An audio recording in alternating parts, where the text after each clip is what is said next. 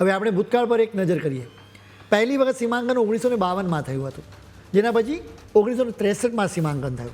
એ સમયે લોકસભામાં બેઠકોની સંખ્યા વધીને 522 થઈ હતી. બાદમાં 1973માં ત્રીજું અને અંતિમ સીમાંકન થયું.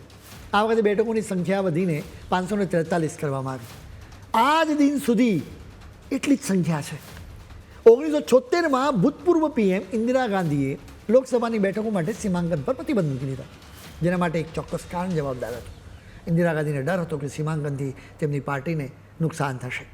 1971ની વસ્તી ગણતરી અનુસાર ઉત્તર ભારતના રાજ્યોની વસ્તીમાં ખાસો વધારો થયો હતો. ઇન્દિરા ગાંધીને ડર હતો કે સીમાંકનથી વિરોધ પક્ષોને વધારે ફાયદો થશે. એ સમયે અનેક પક્ષોએ સીમાંકનની માંગણી કરી પણ હતી, જેથી દેશને વસ્તી મુજબ રાજકીય પ્રતિનિધિત્વ મળી શકે. 1976માં 25 વર્ષ માટે સીમાંકનની પ્રક્રિયાને સ્થગિત કરી દેવામાં આવી. 2001માં સીમાંકન પ્રક્રિયા હાથ ધરવામાં આવી હતી. આ વખતે અનેક બેઠકોની સીમાઓ બદલી નાખવામાં આવી હતી.